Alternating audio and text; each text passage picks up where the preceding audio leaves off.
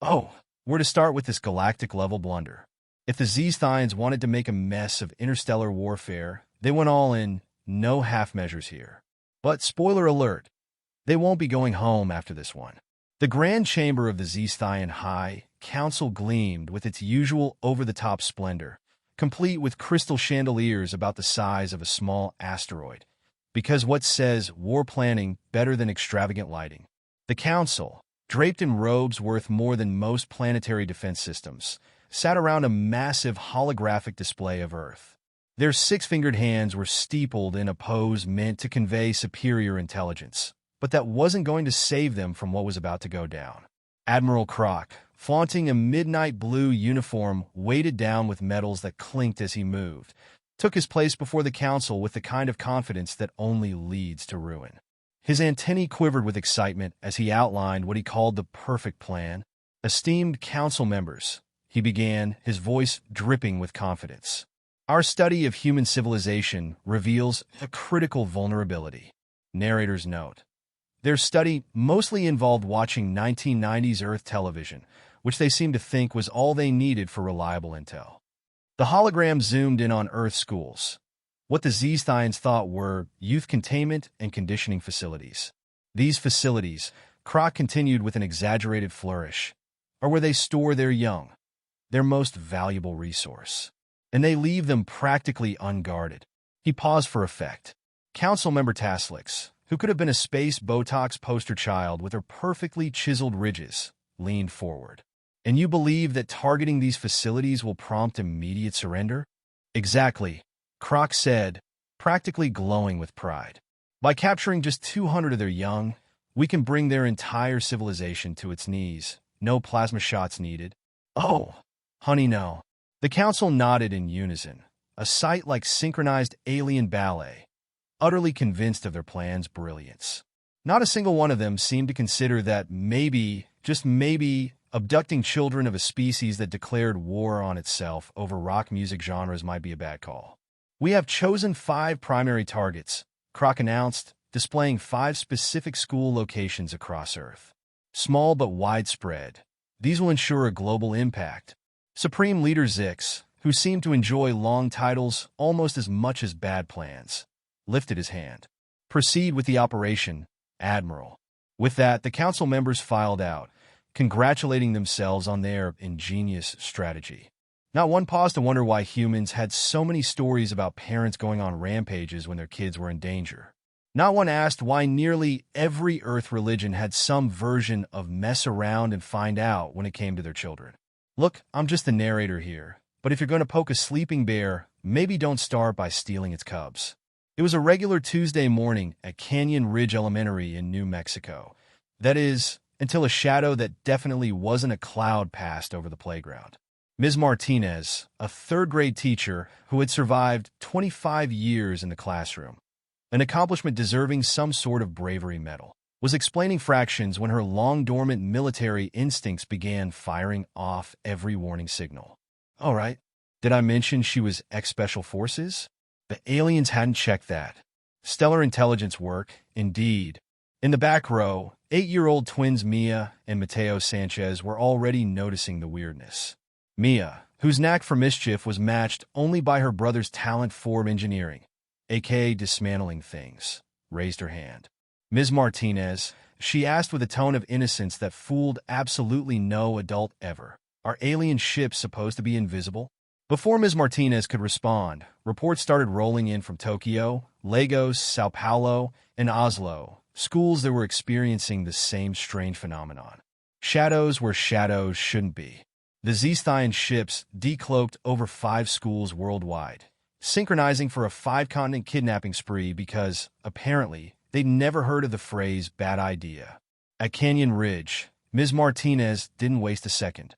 Everyone, under your desks. Lockdown protocol. Diego Sanchez, who had been quietly taking apart his pencil sharpener, looked over at Mia with a grin. Plan Chaos. For those wondering, Plan Chaos wasn't a real emergency drill. It was more like an improvised human counteroffensive that would soon become the ZXthians' biggest nightmare. The transport beams activated, lifting the students into the ships in what the aliens thought was a show of superior tech. What it actually became was a masterclass in why you should never give human kids a new toy to figure out. As they began floating, Mia decided now was a great time to start a chorus of Baby Shark. The other kids, proving that a hive mind isn't strictly alien, joined in. Meanwhile, Mateo tossed his hacked pencil sharpener into the transport beam. The beam stuttered, which the ship's engineers would later insist was theoretically impossible. Ms. Martinez, unwilling to let her students get abducted without a fight, grabbed her emergency go bag, which held significantly more tactical gear than most school kits, and stepped into the beam herself. Pro tip for evil plans: check if any teachers have Black Ops experience. Inside the ship, the aliens quickly learned some harsh truths about human kids. They don't take orders well, especially in a foreign language. Their ability to locate forbidden buttons is supernatural, and their capacity for repetitive noise is endless. Within minutes, Mia had rallied the kids into a rousing chorus of 99 bottles of milk. Diego had identified 16 ways to cause mayhem, and 3 other kids had somehow hacked the alien comm system to broadcast K-pop. Taslix, the security officer overseeing the human containment, was already developing a stress twitch. How do we make them stop? He pleaded to his superior. Stop what? Everything. Scenes like this played out on all 5 ships. In Tokyo, a 9-year-old was broadcasting J-pop. The kids in Lagos had turned their cell into a soccer pitch. Sao Paulo's group was experimenting with gravity controls, and the Oslo kids, well, let's just say they'd watched one too many Viking movies. As Ms. Martinez observed her class systematically driving their captors to the edge, she smiled. Her emergency beacon was already active, and she knew help was on the way. Humanity hadn't been idly waiting to be invaded. They'd been preparing. Back in the Geneva Command Center, Earth's military leadership got the news and, after a collective moment of disbelief, sprang into action. Commander Rita Chun, fresh from her son's science fair, surveyed the holographic screen. In about 3 seconds, the ZXthians were going to learn why invading Earth was the worst decision they'd ever make. Deep inside the ZXthian mothership hovering over New Mexico, Admiral Croc was experiencing a level of frustration he'd never known possible. Human children had been unpredictable, yes, but this? A mere 20 minutes into the mission, and his carefully structured plan had spiraled into utter pandemonium. The containment chamber was now echoing with rounds of Baby Shark, the sort of sonic weapon Earth's intelligence had clearly designed to target any species with sensitive auditory organs. Meanwhile, his crew was scrambling to regain control. The ship's security systems were faltering, mainly due to the chaos caused by 8-year-olds finding every button, lever, and control panel they could reach. His security officer Taslix, antennas twitching erratically, reported that 3 doors were jammed open. The comm system was filled with Earth music, and their surveillance cameras had been adjusted to repeatedly broadcast a neon banner in human script reading Operation Chaos. Whatever that meant, Croc had no time to dwell on what was obviously some form of Earth propaganda. Focus, he told himself. He was a high-ranking officer of the Galactic Federation. No way was he going to let a room full of pre-adolescent humans take down his vessel. Seal all doors and initiate Level 4 containment protocol, he barked, staring intently at the chaos on the holoscreen. His voice might have come off as slightly less commanding if not for the chorus of children belting out the 78th verse of 99 bottles of milk in unison. But just as the containment shield flickered into place, one of the Earth children, a boy in a green shirt who'd been fiddling with a screwdriver he'd definitely snuck past ZXthian scanners, popped open an access panel on the wall. Wires dangled like neon vines, and with a quick twist, the kid shut down the shields, opened the ventilation hatches, and somehow killed the internal gravity in one fluid motion. The room immediately shifted to 0G.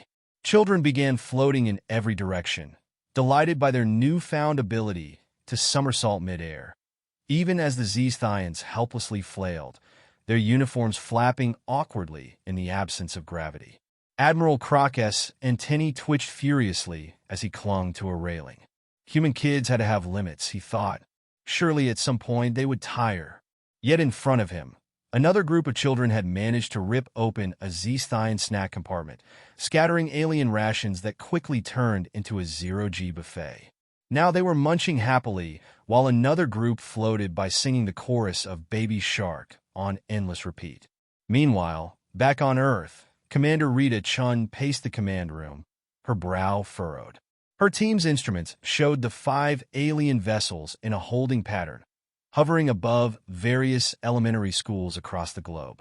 Reports from field agents and civilian cell recordings all told the same wild story. Teachers and children alike were actively resisting their alien captors, especially those kids who had somehow managed to dismantle equipment and wreak havoc in ways not even top engineers could have predicted. Commander, we've received an emergency beacon from Canyon Ridge Elementary in New Mexico, her Lieutenant Sims reported.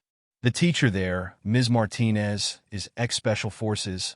Commander Chin grinned. If anyone can handle an alien kidnapping, it's a third-grade teacher. Pull up her last transmission. The monitor flickered, showing a grainy feed from Ms. Martinez's emergency beacon. Her voice came through, calm and steady, despite the chaos behind her. This is Ms. Sophia Martinez with Canyon Ridge Elementary. I've got 28 highly energetic students, and we are en route to your coordinates. But the situation's complicated. A small voice interrupted her. Ms. Martinez, Diego, turned the lights off again. Another child chanted Plan Chaos in the background. Roger that, Ms. Martinez, Chin responded over the channel, barely suppressing a laugh. We'll be on standby to assist when you're clear. Inside the ship, Ms. Martinez was calmly conducting what had to be one of the most unorthodox rescue operations in human history. All right, team, she said, her voice carrying the quiet authority of a seasoned officer. Next phase of Plan Chaos. Everyone grabbed something to hold on to. Diego, still grinning, had managed to hack open a control panel, much to the ZXthians' horror. It turns out he'd discovered the ventilation system's manual control. Ms. Martinez, her mind working in a way that only years of Special Forces training could explain, had realized that once the ventilation system was destabilized, it would only be a matter of time before the ZXthians' environmental controls followed suit. Go ahead, Diego, she instructed, her tone casual, as if she were instructing him on a science project. Redirect the airflow to maximum. We're going to give our friends here a little surprise. Diego flipped a final switch, and suddenly, freezing air blasted through the vents. The ZXthians, accustomed to their homeworld's warmer temperatures, froze in place, shivering uncontrollably. Their twitching antennae drooped as their energy reserves plunged under the icy onslaught. Ms. Martinez took advantage of the distraction. All right, kids, time to go home. Follow me. With surprising efficiency, she led her third-grade class out of the containment chamber and into the narrow hallways of the ZXthian ship. Her emergency beacon was still broadcasting, a pulsing red that tracking their escape. On the other side of the planet, in the ZXthian mothership above Tokyo, a similar scene unfolded. 10-year-old Kenji Nakamura had somehow managed to reprogram the aliens' communicator, hacking into their emergency frequencies. For the last 5 minutes, he'd been broadcasting a constant stream of J-pop directly into the ship's command center, with the volume set to maximum. The ZXthians were not handling the music well. In Lagos, 9-year-old Tunde Adeyemi had set the ship's water filtration system to flood mode, and now a small lake was forming inside their containment cell. Children splashed happily, turning the room into an impromptu pool party as alien crew members waited helplessly, trying to reverse the flooding. Meanwhile, Commander Chin coordinated Earth's response from Geneva. Their plan? Let the children continue causing chaos long enough to scramble elite task forces to infiltrate the ships, rescue the kids, and deliver a clear message to the ZXthians. Humans don't surrender, especially not when it comes to their children. Chin's voice rang out over the global comms. Attention, Task Force Alpha and Bravo. The children have successfully destabilized multiple internal systems across all 5 ships. Prepare for boarding. Back on the New Mexico ship, Ms. Martinez and her class had reached the ship's escape pod bay. 2 ZXthian guards stood in their way, but before they could even react, they found themselves overwhelmed by third-graders chanting Plan Chaos. Ms. Martinez, using techniques that would remain classified, deftly incapacitated the guards and opened the pod doors. All right, kids, find a seat. Buckle in. It's just like field trip day. Remember the buddy system? With the children strapped in, Ms. Martinez took the pilot's seat. Geneva Command, this is Ms. Martinez. We are in an escape pod and requesting immediate extraction. And if you could send Diego some extra pencils when we're back, that'd be great. The pod doors closed, and with a jolt, they were launched free from the alien ship. Ms. Martinez and her class watched from the tiny viewports as the ZXthian mothership loomed above, its lights flickering erratically, a sign of just how much damage they'd done. Kids, Ms. Martinez said, that was planned chaos. And I'd say you all earned an A+. In the ZXthian High Council chamber, Supreme Leader ZX's six-fingered hand shook as he watched the live feed of their motherships failing one by one. The council sat in stunned silence as their strategic assets, the human children, took down an entire alien fleet without so much as a plasma bolt. ZX sighed. I believe we may have underestimated these humans. Admiral Croc, his face a mixture of shock and exhaustion, nodded. Permission to initiate planned retreat? Granted. Immediately. And so, a warning was etched into galactic history. Don't mess with human kids. The escape pods hummed as they rocketed away from the ZXthian motherships. Ms. Martinez kept her hands steady on the controls, her eyes focused on the dim blue glow of Earth below. Around her, 28 third graders were buzzing with excitement, some even trying to peer over each other's shoulders for a better look out the viewport. Ms. Martinez? Diego piped up from his seat in the front row, still clutching his modified pencil sharpener. Are we like real-life superheroes now? She chuckled, pressing a button to initiate the reentry sequence. Maybe, Diego. Though I'd say you all handled yourselves like heroes back there. As the pods plunged into Earth's atmosphere, Ms. Martinez's emergency beacon transmitted their exact coordinates, ensuring ground teams could locate them. Within minutes, the escape pod's radio crackled to life. Commander Chen's voice came through, calm but clearly relieved. Canyon Ridge Elementary, this is Commander Chen. We're tracking your descent, and we'll have a retrieval team at your coordinates in approximately 5 minutes. Welcome home. The children let out a collective cheer, echoing through the pod. Ms. Martinez allowed herself a smile, but maintained her grip on the controls. They weren't on solid ground just yet. As they broke through the cloud cover, she caught a glimpse of the military retrieval team below, choppers, ground vehicles, and a small army of personnel ready to bring her class back to safety. The pod touched down with a gentle thud, and as the door hissed open, she felt an enormous wave of relief wash over her. The children practically tumbled out of the pod, greeted by a team of field medics and military officials who greeted each child with a combination of relief and awe. Ms. Martinez stepped out last, where Commander Chen stood waiting.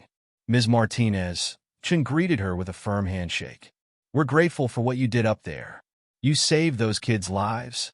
Ms. Martinez shrugged, wiping a bit of alien dust from her sleeve. They saved themselves, honestly. I just gave them a little direction. Chen smiled. We'll have an official debrief later. But for now, let's get everyone back to their families. As Ms. Martinez watched her students being ushered toward the waiting choppers, Diego glanced back, his face lit up with a mischievous grin. Ms. Martinez, next time aliens come, we'll show them planned total chaos. Meanwhile, aboard the ZXthian High Council flagship, Supreme Leader ZX paced the council chamber, clutching his six-fingered hands in a rare display of nerves. The scene was starkly different from the council's last meeting. Gone were the smug expressions and steepled fingers. Now, the council members exchanged worried glances, occasionally casting uneasy looks at the holographic map of Earth that hung ominously in the center of the room. The report from Admiral Croc had shaken them all. Not only had their youth containment mission failed spectacularly, but somehow these human children had managed to dismantle their containment protocols, override internal systems, and render their best ships powerless. This was a disaster. Supreme Leader ZX cleared his throat, his voice lacking its usual grandeur. It is now clear that our approach to humanity was ill-advised. Counselor Tvek, who had been a fervent supporter of the youth containment strategy, slumped in his seat, his robes visibly drooping. Leader ZX, I believe in immediate and, dare I say, sincere apology to Earth may be our only hope. An apology? ZX's facial ridges tightened with indignation. We are the Council, the Galactic Federation. We do not apologize to primitives. Primitives who, incidentally, managed to turn our entire fleet into a playground. Counselor Tezar interrupted dryly. Face it, ZX. They may not be advanced by our standards, but they are clearly resilient. ZX huffed, his antennae twitching with displeasure. Fine, he muttered, barely containing his frustration. Send the apology, but make sure it conveys strength. 2 days later, Earth's Global Defense Network intercepted a high-frequency transmission from the ZXthian Council, broadcasting on every channel. World leaders scrambled as an official statement from the Galactic Federation appeared, translated into every major human language. The message was relayed via holographic projection on live TV, showing Supreme Leader ZX in his full ceremonial attire, albeit with what could only be described as a pained expression. People of Earth, he began, his tone formal yet stiff. On behalf of the Galactic Federation, I humbly acknowledge the miscalculation made by our fleet during our recent visit. It appears we underestimated both the determination of your young and the ferocity of your parental protectors. Therefore, we hereby offer our sincere apologies to the people of Earth and pledge never to disrupt your young again. At the press conference in Geneva, Commander Chin nearly laughed out loud, but she maintained her composure as world leaders around her nodded thoughtfully. Behind her, Diego and Luna Ortiz, 2 of the Canyon Ridge third graders, watched with glee, whispering among themselves about getting official alien apologies. ZX's message continued. In recognition of your resilience, we extend a formal treaty of peace and invite you to establish diplomatic communication channels with our council. It is our hope that we can share knowledge and avoid further misunderstandings. This concludes our statement. The broadcast faded, leaving Earth's leaders in a stunned silence. Commander Chin glanced down at the Ortiz twins, who were still smirking with undisguised delight. Looks like you kids have officially taught the galaxy a lesson, she said, leaning down to high-five them. Diego grinned up at her. Guess they didn't know who they were messing with. Luna chimed in, her face serious. Think they'll come back, Commander? Chin looked out the window at the open skies. If they do, I don't think they'll be coming for kids. Next time, they'll probably bring cookies and an invitation to play nice. Luna thought about this, then nodded, satisfied. Good, because next time, we'll be ready. The Galactic Federation's surprise apology had set off a whirlwind of reactions on Earth. News networks buzzed with speculation about what it meant for humanity's future. Discussions of trade, technology exchanges, and the prospect of interspecies collaboration filled the air. Yet amidst the excitement, one thing remained certain. The ZXthians had underestimated humanity's spirit. Days passed, and the world began to adjust to the idea of peaceful coexistence with a species once thought to be a mere curiosity. Commander Chin spearheaded the Earth's diplomatic efforts, balancing the military strategic concerns with the potential for cultural exchange. Meanwhile, Ms. Martinez and her class were thrust into the spotlight as representatives of Earth's youth. At Canyon Ridge Elementary, the atmosphere was electric. News reporters flocked to the school, wanted to hear first-hand accounts from the children who had taken down an alien invasion. Each student took turns recounting their adventures, with Diego and Luna stealing the show as they animatedly reenacted their chaos-creating antics aboard the ZXthian ship. One afternoon, while the kids practiced their presentation for the upcoming Intergalactic Summit, Ms. Martinez gathered them around. Listen up, everyone. We got a big opportunity to show the galaxy what Earth kids are made of. We want to emphasize cooperation and friendship, right? Right, the kids chimed in unison. Diego, with his trademark grin, raised his hand. But what if they try to take us again? Shouldn't we have a plan, just in case? Excellent point, Diego, Ms. Martinez said. We need to be prepared for anything. Let's brainstorm some ideas on how we can work with the ZXthians to ensure nothing like that happens again. The class buzzed with excitement, tossing around ideas from building human-Thyan friendship bracelets to proposing a cosmic sports league. Luna suggested a game of soccer where Earthlings and ZXthians could compete and learn about each other's strengths. I like that, Ms. Martinez said, nodding. But let's also think about how we can make sure they understand the importance of boundaries and respect. Maybe we can share our culture through food. Everyone loves cookies, right? Yeah, we can show them how to make cookies, Diego exclaimed, and teach them how to share. As the day of the intergalactic summit approached, excitement turned into nerves. The day of the event arrived, and the air buzzed with anticipation as a delegation of ZXthians landed on the school's field. The majestic ship, a blend of sleek metal and intricate designs, gleamed under the sun with a thrumming sound that reverberated through the ground. Commander Chun stood by Ms. Martinez as the children lined up, each wearing matching t-shirts emblazoned with Canyon Ridge Elementary, Galactic Peacekeepers. The ZXthians emerged from the ship, their tall, slender forms adorned in their ceremonial garb, the brilliant colors shimmering as they moved. Zix was at the forefront, his expression softened by the gravity of the occasion. "People of Earth," he began, his voice echoing through the speakers. "We come today not just as representatives of the Galactic Federation, but as humble students seeking understanding." Luna stepped forward, her small stature bold against the towering alien leader. "And we're here to teach you how to make cookies." A ripple of laughter spread through the crowd, both human and ZXthian, breaking the tension. The children demonstrated the cookie-making process, complete with exaggerated gestures and humorous commentary. Flour flew, and chocolate chips scattered as everyone joined in the fun. As they baked, Ms. Martinez explained the importance of sharing food as a form of connection across cultures. Zix watched intently, his antennae twitching with interest. "Why do you value cookies so much?" he inquired, genuinely curious. Diego piped up, "Cookies are a way for us to show love. We share them with friends and family to bring everyone together." The Supreme Leader considered this, nodding slowly. "Perhaps we have much to learn from your customs, after all." After the cookies were baked and cooled, the children and ZXthians gathered in a circle to share the treats. Zix took a cautious bite, his expression shifting from skepticism to surprise.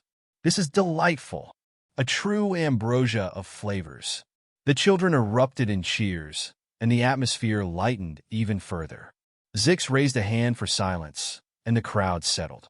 "In honor of this exchange, I propose a new treaty, a treatise of tactics and cookies.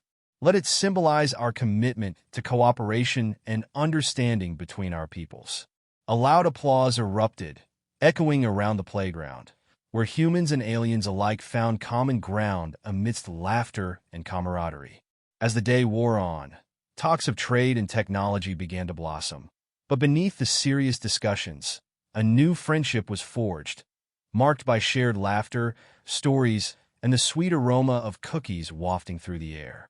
The summit concluded with a sense of triumph, and as the ZXthian delegation prepared to leave, Zix turned to Ms. Martinez and her class.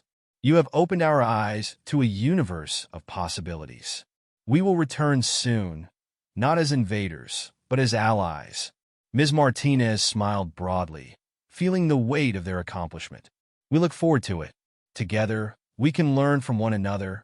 As the ZXthian ship took off, soaring into the starry sky, the children waved goodbye, their hearts full of hope for the future. Diego looked up at Ms. Martinez, a spark of mischief in his eyes. "What if we send them some more cookies next time?" Luna nodded eagerly. "Yeah, a cookie exchange." Ms. Martinez laughed, her spirit buoyed by their enthusiasm. "Why not? Who knows? We might just be starting a galactic trend."